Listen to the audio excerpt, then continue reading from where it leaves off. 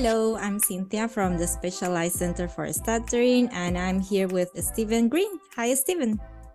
Hello, Cynthia. How are you doing? I'm pretty fine, and I'm excited about this conversation. I would like to thank you for your time and willingness to share your experience and journey. And well, I will introduce yourself. Stephen is a person who stammers from Dublin, Ireland. He is a social care worker. He has experience working in the area of intellectual disabilities. He's board member of the Irish Stammering Association, where he is a support group facilitator, podcast host, and speaker series host. And that's how I met Stephen. Yeah. Yeah. And well, we are going to talk about a bit about art, that is avoidance reduction therapy for stuttering or stammering. Maybe I'm going to use both terms because right now I'm living in the UK, and yeah, but I also use the stuttering and stammering. Maybe we're going to combine, but well, we know it's the same. Yeah, I do. I do use the same terms anyway. I do use both to terms. So Yeah, people will get it. yeah. Yeah. Well, to start, can you share a bit about the avoidance behaviors, like some examples, or and maybe your particular case with the avoidance behaviors? Yeah. So basically, what we know about avoidant behaviors is that it's anything that a person who stutters does to avoid that moment of stuttering. So I know for me that it would have been the likes of the loss of eye contact, blinking was another one. I would have been quite good at substituting words, um, and pauses. So like vocal and non-vocal pauses. So my vocal pauses would have been, I would have maybe started the first syllable and I'd pause until I was ready to say the word fluently then. So like I would always get stuck on my wife's name. Her name is Siobhan, but I would always pause on the Siobhan until I could say it then. So basically, yeah, so the avoidance behaviors, it was everything that I was doing to stop myself from showing stuttering. Hmm. Yeah, it can be in different levels, like sounds or words, like before the moment of stammering, like even situations, avoidance of situations, and the choices some people who stammer made. Yeah. Yeah, definitely. Because if you think about, so it can have an impact on your social side, it can have an impact on your communicative side as well. So you, even though you have something that you would like to say, you won't say it because of the fear that's built up of the fact that you're going to stammer in front of people. And that could have an impact on loss of opportunities. You could have a loss of opportunities in an educational sense, and maybe also in a work sense as well. Yeah, and some people may say that they are tricks, and they are like the way they can avoid stammering, but and some people like may think it's a good thing. It's they are tricks. I'm not a stammering. I'm not a stuttering. Oh, that's good. It's like it's working.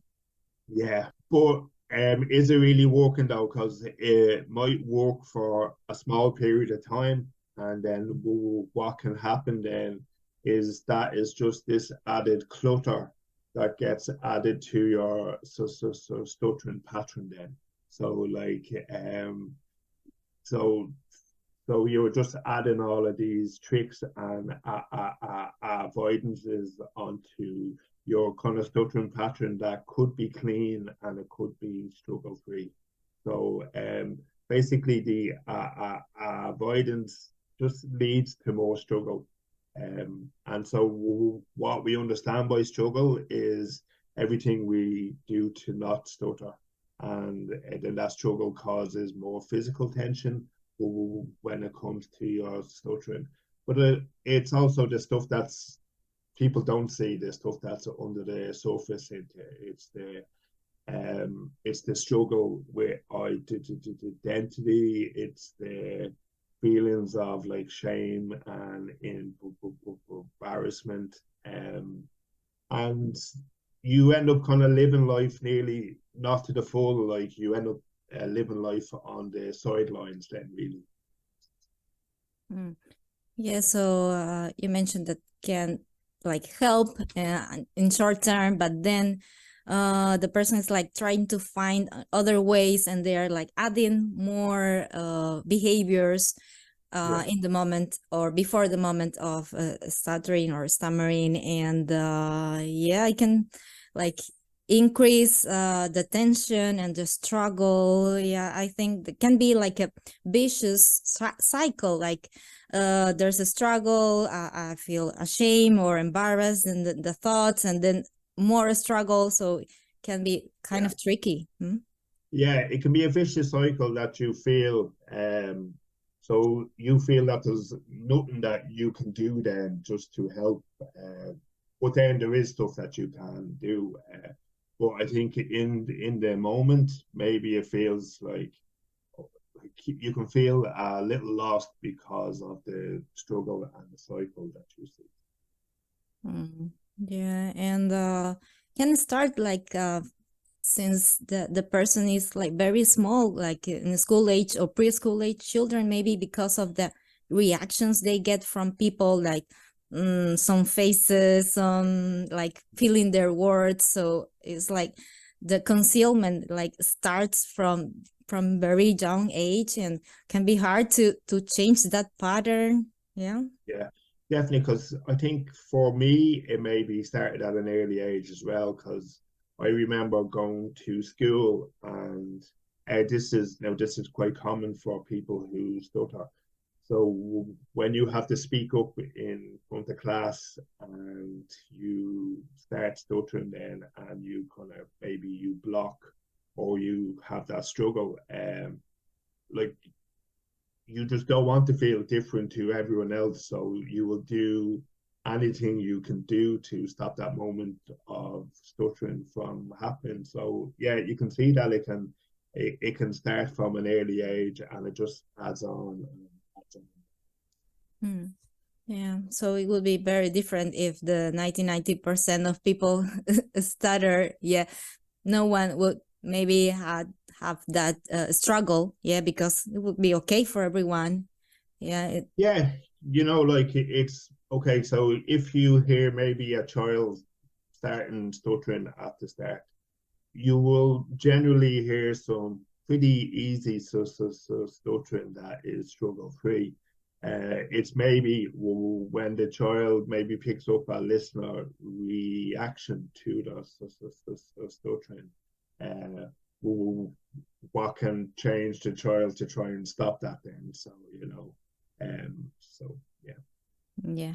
Yeah. Sometimes society is not so friendly with the. Yeah. Now look, I am hopeful for the future, because if we understand even in the last like 15, 20 years how the diversity is seen now. So like I think we are a lot more understanding of difference over the last 10, 15 years to maybe what we were previously. So I would be very hopeful for the future that it would. But I think there is still a lot of ways to go when it comes to stammering and stuttering. That I think we need more understanding of the general public of like what stammering is and so on. Yeah. So, well, now that we discussed a little bit about avoidance behaviors, now it's about arts or avoidance reduction therapy for stammering. And can you tell a bit about also about your experience using this approach? Yeah, so I suppose just a little bit of a background to it. So um, I've I've been in therapy four different times in my life. First as a child, and then as a teenager, and then I was 30 years old at the time, and then I have now been on arts, which I started just the end of last year. I suppose the therapy I did as a 30-year-old would have been the first therapy that told me that it was okay to stutter. And then that just made a big change just for me anyway. It just lessened the struggle, and I just gained a level of acceptance that I was happy with. But then that was when I was 30. But over the last kind of couple of years, I still had even though I had a healthy level of acceptance of my stuttering, I still had some struggles that I wanted to look at, and that I wanted to work on. So I decided to go on arts then. And I suppose even to just kind of talk about how it is okay to still want to change stuff about your stuttering, even if you are very accepting of it anyway. You know, so actually that was the reason why I went on arts. So I started in arts. It was around just the end of last year, and yeah, it has been great. So basically, arts, like, the approach of arts to stuttering is that it doesn't see stuttering as a problem. It understands the kind of neurological difference that stuttering is, but like with arts is that art sees the fear of stuttering and the avoidance of stuttering, that a person will do anything to try not to stutter. That is the area that arts will work on. So because like that can lead to struggle, which can lead to the physical reactivity that you see, which, as we talked about, can lead on to the vicious cycle that you talked about, the feeling of shame and embarrassment. So on arts, what we try to do is we work at reducing the fear and the avoidance that fuels the kind of struggle. So if you can take out what is fueling that struggle, so the avoidance and the fear, hopefully we can see like less struggle, and we can see like more like comfortable forward moving speech. So we aren't focused on fluent speech. We are focusing on like just forward moving speech that can be this fluent, but it's kind of totally good, like, you know. So yeah. Yeah, so it's like trying to eliminate those escape behaviors and stutter openly, but it starts with acceptance, maybe, like that's key. Yeah, so it's so kind of basically you will look at your stuttering patterns, so everything you are doing at the moment. So what are you doing well? Is there stuff that you need to work on? So with myself, I was working on, so the first phase was just the monitoring phase. So I would monitor the escape behaviors that I was doing that was causing the struggle. And then even by just monitoring them, so you can kind of start to lessen the escape behaviors then, you know. And then as you kind of move through it, like you will have different goals that you kind of set and so on. And also just to say that it happens in a group basis. So I would attend group every couple of weeks, and now I would have my own goals that I work on, but then the power of group is great then as well, because like you can share your successes with your colleagues, and then you can kind of talk about stuff that you're finding challenging then as well. Yeah, yeah, it sounds good to share the goals and the things that everyone is doing, like between sessions, between week from week. Like, yeah, I find it like very nice to share the things that people is achieving and also Mm. encourages others. Yeah. Yeah, yeah, like, and then you can also have like you can have a sense of fun then as well. Like, so like kind of therapy doesn't have to be serious the whole time. So like you can have fun with your group. So yeah, and it's but then also as you said, like you can share like maybe when kind of stuff isn't going well, and then you can get some of feedback off your other group members and so on. Hmm. Yeah, yeah. Oh So it. yeah, and also just to say like what we do on arts is that like we don't focus on working on our speech the whole time because like it is unrealistic to think that you can be working on speech just the whole day. So we would have three planned assignments that we work on. So normally I would do a planned assignment in the morning, in the afternoon, and in the evening time. So that would be working on the different goals that would have, and then we find that even by just working on three planned assignments during the day, you can definitely make a positive change when it comes to your speech. Yeah, and I imagine that like in other approaches, it starts with the low fear situations and then increase the level, yeah, like mid and then high fear situations. Yeah, definitely, because you would look at your fear for hierarchy. So you would have a look at as you said your like your kind of low feared situations, your kind of mid level, and then you would see that kind of higher up.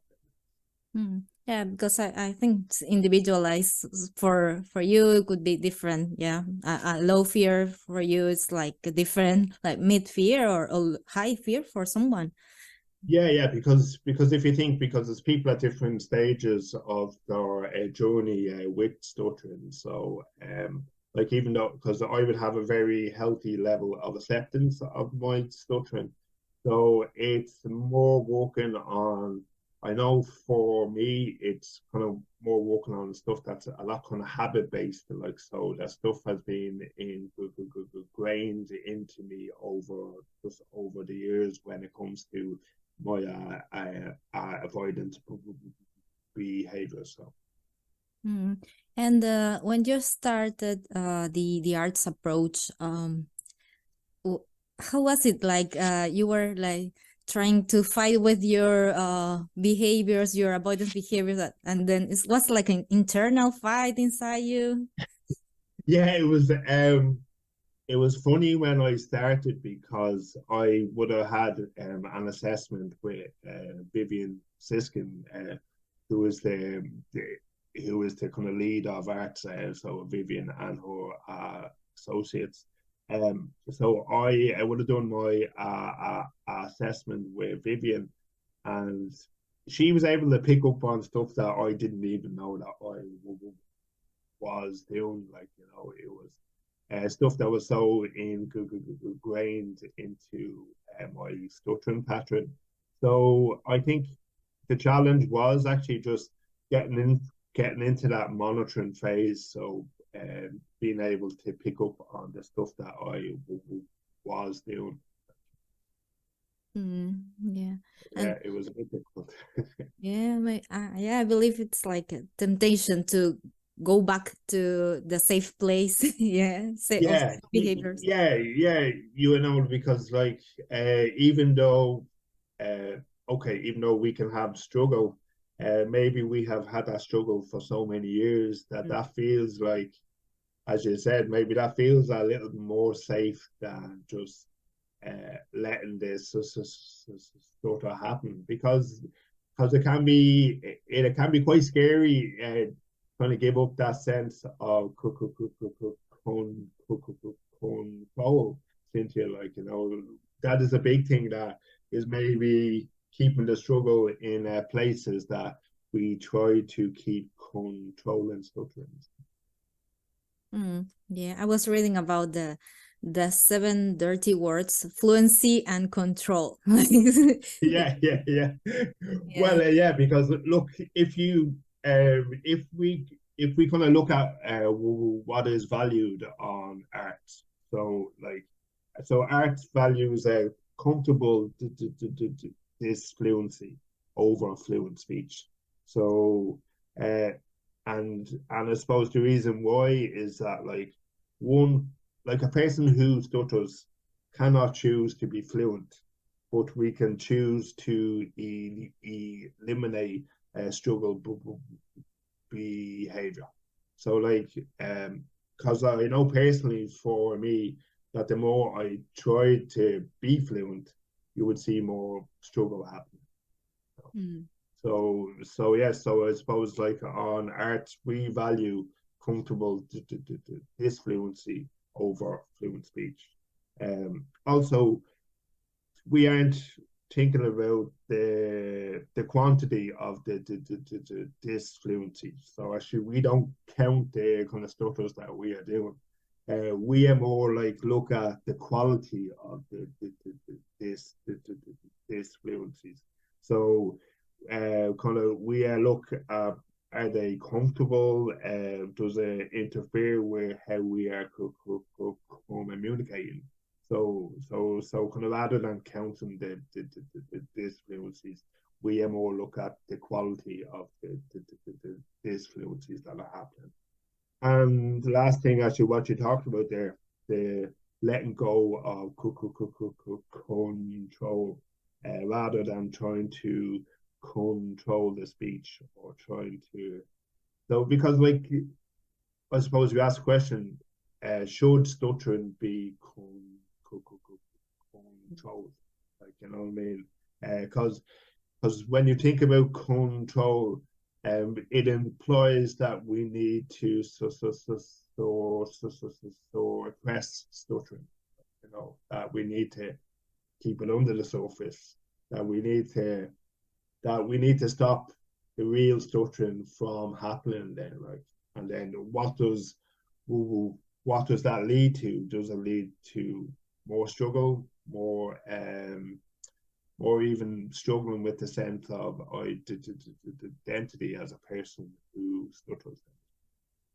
Yeah, and I was thinking about the counting, these fluencies and the percentages. It's not a good parameter due to the variability as well. Yeah, it's like just like a picture of the moment, but you can't like see if, well, you can see maybe in the surface if the person is struggling, but can be just a moment, one moment, but with a lot of tension and struggle. And on the other hand, another person maybe have like 50 moments of yeah, they like stammering a lot, but without a struggle. But so it Yeah. doesn't matter how much. So yeah, definitely. So because so you're more looking at the quality rather than the quantity. Anyway.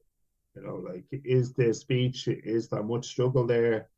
Is the person because we know that you can be spontaneously this fluent. Chris Constantino talks great about the spontaneity and this fluency. And I think for me that is so in important that because I just love to talk to people and then that is best when I'm not trying to control my speech. I can just say what I want to say when I want to say it.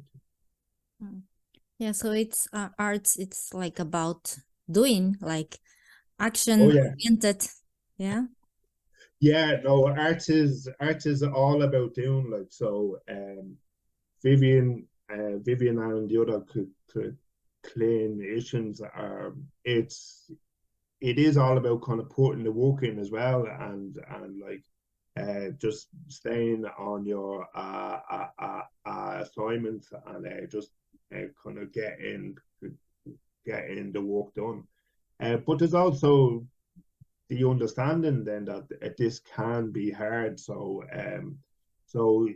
it is about doing, but like I think that the therapists totally understand the process of the journey.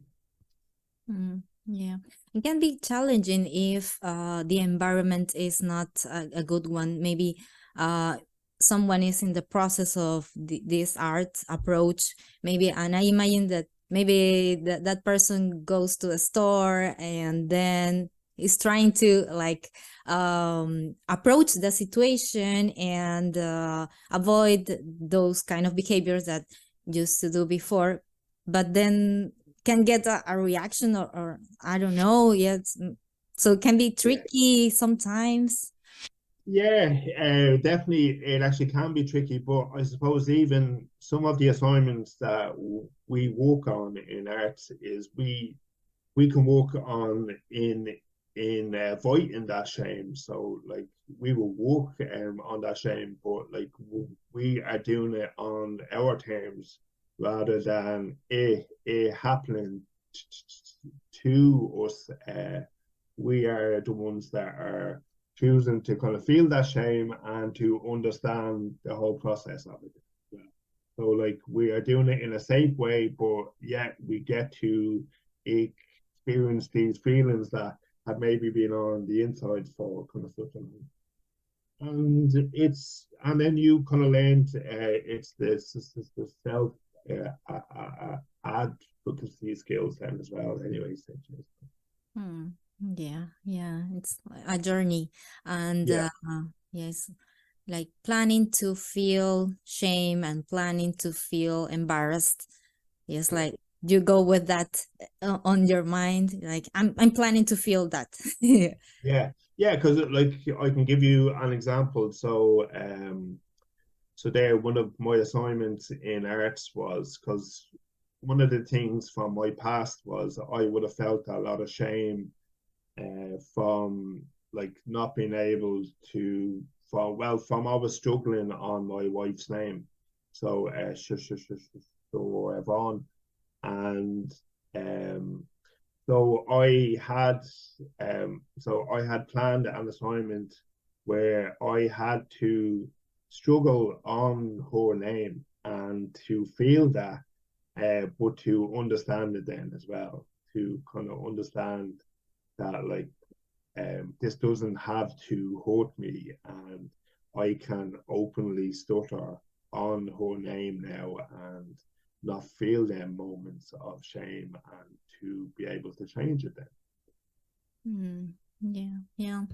Yeah, and well, my next question was about the arts goals, but we already covered like the arts goals. Like it's not to reduce or stop stammering; it's to reduce the struggle. And initially, it can be more struggle, maybe because you're approaching those kind of situations. But it's about stammering openly and planning to feel shame, and it's about actions. And yeah. Yeah, and even like it's about embracing the identity as a person who stutters then. So it's being able to show that as we talked about, like we're open stuttering and so on. So it's being able to be comfortable in that identity as a person who stutters. And it's also to know that your stuttering identity is just one identity that is made up of you. Like I've various different identities. Um, stuttering just happens to be one of them also. Anyways.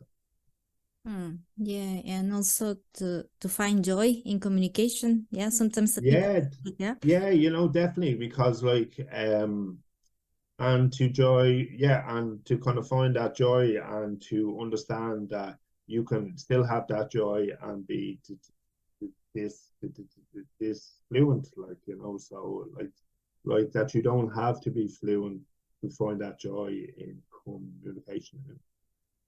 Yeah, they are not antagonists. It's not like this fluency and it's not joyful. It can be joyful and disfluent at the same time. Yeah. Yeah, you know, so.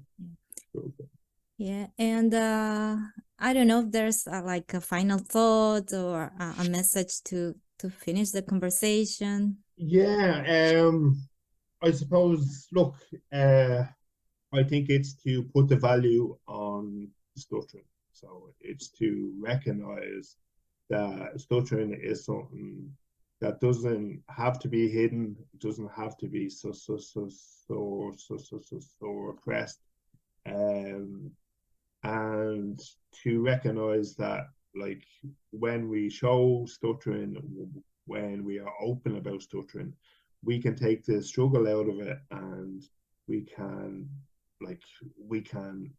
live a life that is full as a person who stutters. Yeah, thank you for your sharing your experience and part of your journey. Thank you very much, Stephen. Yeah, I do believe there's people can find joy in communication, and that's like a big goal. Yeah, some people may want to like speak more fluent, but it's some kind of effortful thing that yeah, it's like an achievable, like so exhausting to think about fluency or to talk with fluency all the time. So yeah, but finding joy in communication is a very nice goal. Yeah, definitely. And look, I think there is a great quote by Joseph Sheen, and he says, stuttering, like Rome, has many roads that lead to and from it. Like, so, look, we are quite a eclectic group of people. So, like, so the same approach isn't going to work for everyone. So, kind of people have to find what works for them when it comes to stuttering. Yeah, different experiences, journeys, personalities. So everyone has the right to choose and to find what's good for them. Yeah, good. Cool. Yeah, thank you very much, Stephen, for your time and your experience, and well, thank you to the listeners. Yeah, cool. Thanks a lot. Bye. Thanks for having me, anyway. So.